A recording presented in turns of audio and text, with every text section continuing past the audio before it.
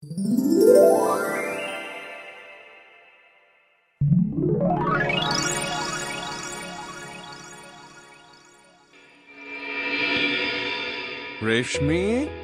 রেশমি, এই যে দেখো কাকে নিয়ে এসেছি। এ কি সূর্য? বাবা তুই? আমার সূর্যকে তুমি কোথা থেকে নিয়ে এসেছো? এ কি সূর্য বাবা, তোকে দেখতে এত ক্লান্ত, এত রোগা কেন লাগছে? সত্যি করে বলতো, এতদিন তুই কোথায় ছিলি? একবারও কি তোর মায়ের কথা মনে পড়লো না? আমি কেমন আছি, কি করছি না করছি, কোনো কি খবর জানার প্রয়োজনটাও মনে করিসনি? মাকে বুঝে পর করে দিয়েছিস? না মা, তুমি যা ভাবছো তা একেবারেই ঠিক না। তোমাকে আমি এই কটা দিনে খুব মনে করেছি মা, খুব। তোমার আদর, তোমার হাতের রান্না, এসব যে খুব বেশি মনে পড়ছিল মা। মা, তুমি নাকি আমার চিন্তায় চিন্তায় খাওয়া দাওয়া ছেড়ে দিয়েছো।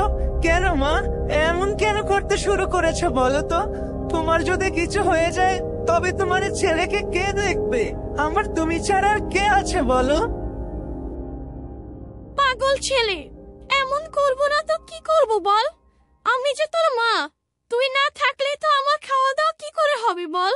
তুই যে আমার সব, তুই যে আমার নিঃশ্বাস, তুই আমার চোখের আড়াল হলে, তোর খবর যদি আমি না পাই তবে মা হিসেবে আমার কেমন লাগে তা কি তুই বুঝিস? এখন কি করে আর বুঝবি বল? বলি তো কোনো লাভ নেই। যখন তুই বাবা হবি তখন বুঝবি সন্তানের জন্য বাবা মায়ের কত চিন্তা হয়। বাবা তুই বস এখানে, আমি তোদের দুজনের জন্য খাবার দিচ্ছি। আজকে তিনজন বসে আমরা একসাথে খাবার খাবো। যা, তুই একটু হাত মুখ ধুয়ে আয় তো। ওগো তুমিও যাও, হাত মুখ ধুয়ে এসো। ঠিক আছে রেশমি, তুমি তাহলে খাবারের ব্যবস্থা করো, আমরা গিয়ে হাত মুখ ধুয়ে আসছি।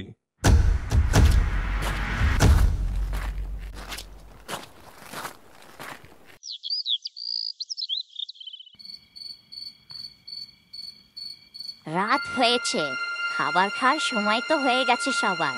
যাই, রান্নাঘরে গিয়ে সব খাবারে এই নিদ্রা জলটা মিশিয়ে দিয়ে আসি। সবাই আজ শান্তি ঘুম ঘুমাবে, আর এই ফাঁকে আমি আমার কার্য সিদ্ধি করব। ভাবতেই খারাপ লাগছে, আজ হবে কর্মীলতার শেষ দিন। আহারে, খুব কান্না পাচ্ছে আমার। এ কি, আমি যে কান্না করার বদলে ভুল করে হেসে ফেললাম। যাই, আর দেরি না করে কাজটা সেরে ফেলি আগে।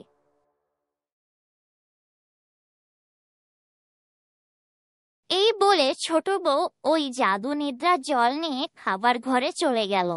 ও এদিক ওদিক ভালো করে দেখে নিয়ে খাবারে সেই পড়া জলটা মিশিয়ে দেয়। বাস, আমার কাজ শেষ। একটু পরে ওরা খাবার খেয়ে নেবে, আর আমি তো আজকে আগে ভাগেই খাবারটা খেয়ে নিয়েছি। এখন আমার শুধু সেই সময়ের জন্য অপেক্ষা করতে হবে। যাই, আমি ঘরে গিয়ে ওদের ঘুমাতে যাওয়া পর্যন্ত অপেক্ষা করতে থাকি।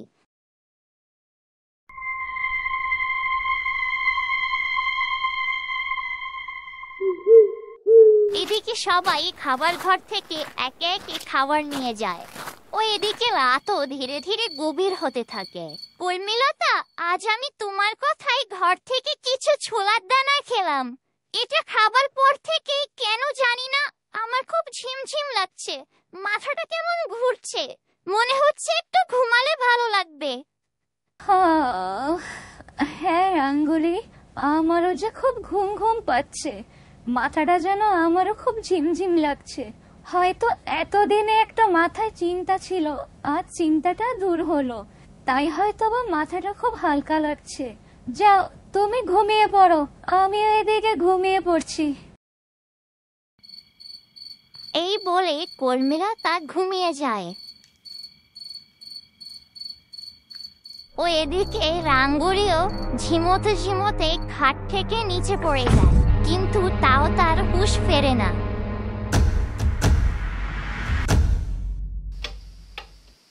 রাত তো দেখছি প্রায় 12টার কাছাকাছি। কবিতা তো দেখছে ঘুমিয়ে গিয়েছে, আর বাকিরাও সবাই মনে হয় এতক্ষণে ঠিক ঘুমিয়ে গেছে। পুরোপুরি নিশ্চিন্ত না হয়ে তো কাজটা করা যাবে না। যাই, আমি গিয়ে বরং একটু আরো একবার দেখে নিশ্চিত হয়ে আসি সবাই ঠিকঠাক ঘুমালো কিনা।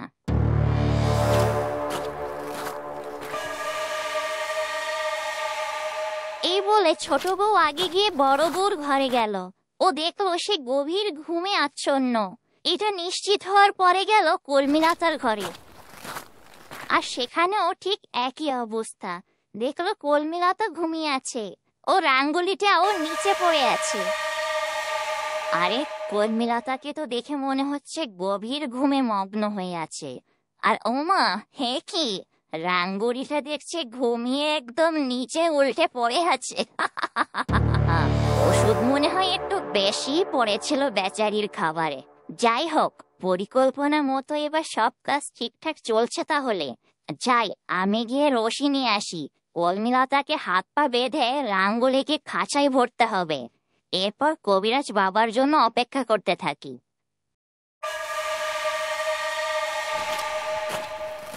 এই বলে ছোট বউ কর্মীলতাকে বেঁধে ফেলার জন্য জোগাড় যন্ত্র করতে যায়। আর এদিকে কবিরাজও ওদের বাড়ির উঠানে এসে পৌঁছায়। ওর বলা মতে তো এটাই ওর বাড়ি বলে মনে হচ্ছে। বলেছিল বাড়ির পিছনে একটা কুমড়ো গাছের মাচা আছে, আর ওই তো সেই কুমড়ো গাছের মাচা, আর বারান্দাওয়ালা বড় একটা ঘর। হ্যাঁ, এটাই তো, ঠিক জায়গায় এসেছে তাহলে। দরজাটাও দেখছে খোলা রেখেছে। যাই, আমি চুপিসারে ধীরে ধীরে ঘরের মধ্যে প্রবেশ করি। এই বলে কবিরাজ ঘরের দিকে যেতে লাগলো। আর এদিকে ততক্ষণে ছোট বউ কর্মীলতাকে হাত পা সব বেঁধে ফেললো, আর রাঙ্গুলিকেও একটা খাঁচায় বন্দি করে ফেললো। তবে এত কিছু পরেও ওরা কেউ কিছু টের পেল না। সবাই যেন গভীর ঘুমে মগ্ন। আর এদিকে কবিরাজও খুঁজতে খুঁজতে সেই কর্মীলতার ঘরে চলে আসলো। এ কি কবিরাজ বাবা, এ আমি কি দেখছি? আপনি তো দেখছি ঠিক সময় মতো চলে এসেছেন। ভালোই হয়েছে, আমার কাজও প্রায় শেষ। কর্মীলতাকে আমি হাত পা বেঁধে ফেলেছি। এখন শুধু আমি আপনার অপেক্ষায় ছিলাম। চলুন, আর সময় নষ্ট না করি। আরে বাহ, তাই তো দেখছি। তুই তো দেখছি একাই পটু হয়ে গেছিস সব কাজে। কিরে, এত পারদর্শী হলি কি করে? আচ্ছা যাই হোক, তাহলে তো আমার কাজ কমে গিয়েছে। এবার বল তাহলে আমাকে কি করতে হবে? আসল কাজ তো এখনো বাকি কবিরাজ বাবা। খেলা তো শুরু হবে এখন। এই কর্মীলতাকে আমাদের এখান থেকে তুলে নিয়ে যেতে হবে নদীর ঘাটে। তারপর ওর গলায় একটা কলসি বেঁধে নদীতে ফেলে দেব। কলসির ভারে ও ডুবে মরবে, আর চাইলেও উপরে উঠে আসতে পারবে না। চলুন, আমাদের আর বেশিক্ষণ দেরি করা যাবে না। বাহ বাহ, তোর বুদ্ধির তারিফ না করে পারছি না। ওই কলমেলতা তো আমারও শত্রু। চল চল, শুভ কাজে আর দেরি না করি। কবিরাজ বাবা, ওকে এভাবে বাইরে নিয়ে যাওয়া ঠিক হবে না। কেউ যদি দেখে ফেলে তাহলে আমরা ধরা পড়ে যেতে পারি। আমি বলি কি, কর্মীলতাকে একটা বড় বস্তায় পড়তে হবে, তাহলে আর কেউ দেখলেও সন্দেহ করতে পারবে না।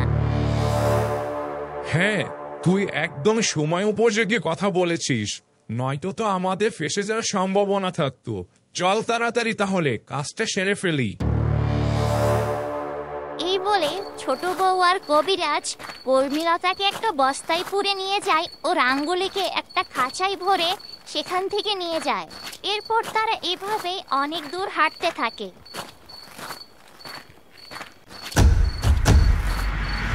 এই বস্তাটা নিয়ে আমার যেতে খুব কষ্ট হয়ে যাচ্ছে।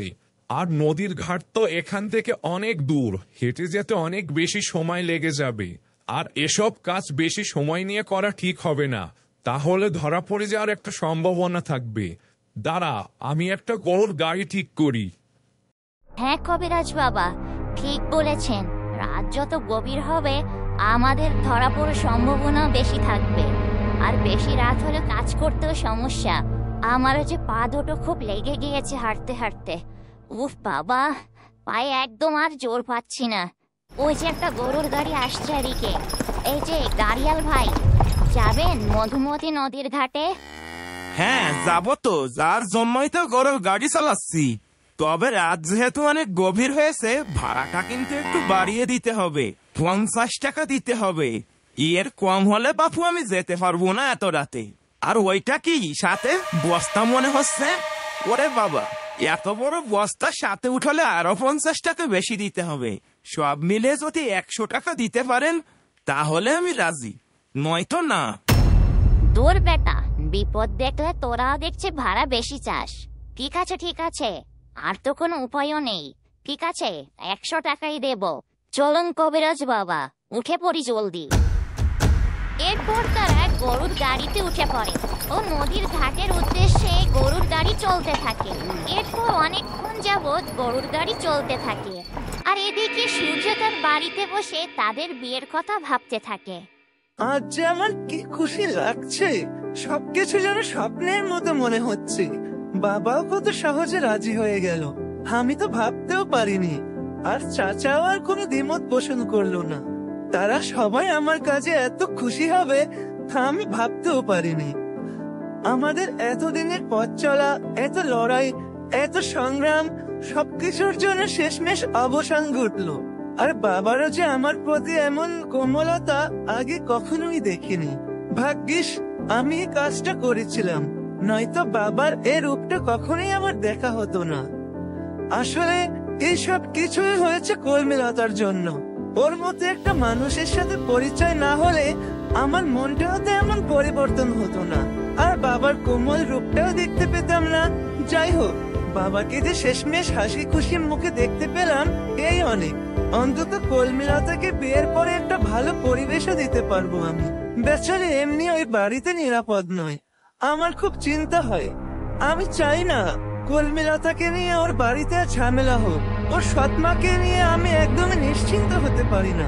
মহিলা কখন যে কি করে বসে তা তো ঠিক নেই। জানি না আবার কোনো কুমতলব পাকাচ্ছে কিনা। আজকে আমার শয়তানি বুদ্ধির সর্বোচ্চ প্রয়োগ হচ্ছে। আজকে আমার শয়তানি বুদ্ধির সর্বোচ্চ প্রয়োগ হবে। এই তো নদীর ঘাটে এসে পড়েছি আমরা। গাড়িয়াল ভাই, আমাদেরকে এখানে নামিয়ে দিন তো।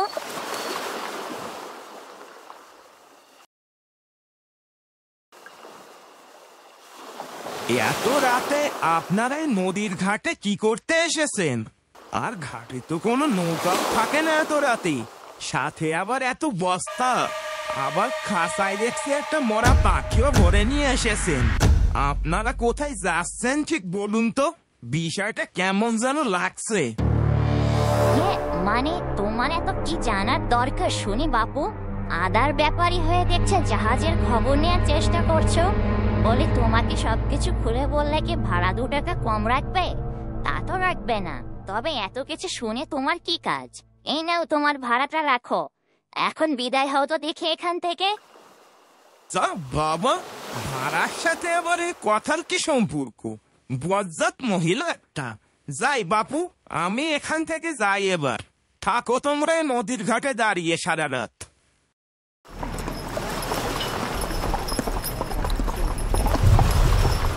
উফ, খুব জোর বাঁচা গেল। লোকটার কথা শুনে প্রাণটা যেন ভয়ে শুকিয়ে যাচ্ছিল, কিন্তু ওকে কিছু বুঝতে দেয়নি। কবিরাজ বাবা, এবার চলুন বাকি কাজটা সেরে ফেলি। কর্মীলতাকে বস্তা থেকে বের করে ওর গলায় এই কলসিটা বেঁধে দিতে হবে, যাতে ওকে পানিতে ফেলে দিলেও আর ডাঙায় উঠে আসতে না পারে কলসির ভারে। এরপর ওরা কর্মীলতাকে অচেতন অবস্থায় গলায় একটা ভারী কলসি ঝুলিয়ে দেয় ও এরপর নদীতে ফেলে দেয়, আর কর্মীলতা মুহূর্তেই ডুবে যেতে থাকে। যাক, এবার আমার শান্তি। আপদটা অনেক দিন ধরে আমাকে জ্বালাচ্ছিল। এবার দেখব কি করে ফিরে আসিস কর্মীলতা। নদীতে ডুবে শয়তান মেয়ে আমার হাড় মাসটা জ্বালিয়ে খাচ্ছিল এতদিন। একি, এই শয়তান রাঙ্গুলিটার যে একটা ব্যবস্থা করা হলো না এখনো। ওকেও এবার পানিতে ফেলে দেওয়ার পালা। ও এতদিন আমার যত সব কুকর্ম গোপনে সব দেখে নিয়েছিল। ওর কাছে আমার অনেক কাজের প্রমাণও আছে। ও বারবার আমাকে সবার সামনে অপমান করেছে, আমি কিচ্ছু বলে যাইনি। কর্মীলতাকে মানুষ রূপে ফেরানোর ওর অবদান সবচেয়ে বেশি। ও না থাকলে কর্মীলতা সারা জীবন জঙ্গলে গাছ হয়ে বেঁচে থাকতো। এই বলে ছোট বউ রাঙ্গুলিকে খাঁচায় আটকা অবস্থায় নদীতে ছুঁড়ে মারে, কিন্তু খাঁচাটা ডুবে না গিয়ে ধীরে ধীরে ভাসতে ভাসতে অনেক দূরে চলে যায়। একে খাঁচাটা ডুবে না গিয়ে ভাসছে যে, এখন কি হবে? এটা কিভাবে সম্ভব? আরে সেটাই তো। আরে খাঁচা তো দেখছি ভাসছে, আর ভাসতে ভাসতে দেখছি চোখের পলকে মিলিয়ে যাচ্ছে। খাঁচাটা যে লোহার কাঁচা ছিল না রে, তুই যে বড্ড ভুল করে ফেললি। এই জন্যই তো খাঁচাটা ডুবে না গিয়ে বরং ভেসে চলেছে। ইস, বেশি তাড়াহুড়োর জন্য একটা ভুল তো হয়েই গেল, কিন্তু এখন কি হবে? ওর মৃত্যু যে নিশ্চিত করতে পারলাম না, আর ওটা যে ধরে নিয়ে আসবো সে উপায়টাও নেই। খাঁচাটা যে মুহূর্তে স্রোতের টানে অনেক দূরে চলে গিয়েছে, হাতে যে আর কোনো উপায়ও নেই। আরে তুই এসব নিয়ে আর ভাবিস না। তুই কি ভেবেছিস এত বড় নদীতে ওই সামান্য পাখি এবার পরে গিয়ে বেঁচে ফিরে আসবে? পাগল কোথাকার। এ নদীতে যে কত হিংস্র জলজ প্রাণী আছে তা তোর জানাও নেই। ওকে ওরা দেখবে গিলে খেয়ে নেবে, এটা তুই নিশ্চিত থাকতে পারিস। এখন চল আমরা ফিরে যাই, একটু পরে যে ভোর হয়ে যাবে, কেউ দেখে ফেললে সমস্যা হবে। আপনি বলছেন কবিরাজ বাবা ওই রাঙ্গুলি আর ফিরে আসবে না? আচ্ছা, আপনার কথাই তাহলে মানলাম। তাহলে চলুন কবিরাজ বাবা, এখন বাড়ি ফেরা যাক। আমারও তাড়াতাড়ি বাড়িতে ফিরতে হবে। চলুন তাহলে। এই বলে ওরা দুজন বাড়ির উদ্দেশ্যে রওনা দেয়। আর এদিকে পানির নিচে কলমিলতা হুঁশ ফিরে ছটফট করতে করতে তার হাতের বাঁধন খুলে যায়। বাঁচাও, বাঁচাও, কে কোথায় আছো? আমাকে বাঁচাও, আমি যে ডুবে যাচ্ছি। আমাকে কেউ বাঁচাও, বাঁচাও আমাকে। কলমিলতা এভাবে ডুবে যেতে থাকে। ও চিৎকার করতে থাকে, কিন্তু কেউই তার কথা শুনতে পারে না। আর এদিকে কলমিলতা যখন ডুবে যেতে থাকে, পাশেই ছিল একটা পাথর। সেই পাথরে কলমিলতার গলায় থাকা কলসিতে আঘাত লাগে, আর তাতেই কলসিটা ভেঙে যায়। এই তো কলসিটা দেখছি ভেঙে গিয়েছে, আর আমিও দেখছি নিচ থেকে আস্তে আস্তে উপরে উঠে আসছি। আমি তাহলে এখন হাত পা ঝাপটাতে থাকলে ঠিক উপরে কিনারে উঠে যেতে পারবো হয়তো। বাঁচতে হলে আমাকে এখন এটাই করতে হবে। এই বলে কলমিলতা হাত ঝাপটাতে ঝাপটাতে পানির উপরের দিকে উঠে আসে। ও একসময় সে ক্লান্ত হয়ে পড়ে। আর এদিকে রাঙ্গুলিও ভেসে ভেসে কোথায় যেন চলে যায়, আর তার কোনো খবরই জানা যায় না। বন্ধুরা, আমরা তোমাদের জন্য আরেকটি মজার নতুন ধারাবাহিক কার্টুন নিয়ে এসেছি, যেটার নাম হলো জোনাকি। আর সেটা দেখতে হলে চোখ রাখতে হবে গল্পঝুলি টুইন নতুন এই চ্যানেলটিতে। এখনই গিয়ে সাবস্ক্রাইব করে পাশে থাকো, আর নিয়মিত জোনাকির পর্বটি সেখানেই পেয়ে যাবে। আর বন্ধুরা, আজকের কলমিলতা পর্বটি তোমাদের কাছে কেমন লাগলো? যদি ভালো লেগে থাকে তবে অবশ্যই বেশি বেশি লাইক, কমেন্ট ও সাবস্ক্রাইব করে গল্পঝুলির সাথেই থাকো। আর আমাদের নতুন চ্যানেলটিও দেখতে যেন ভুলো না।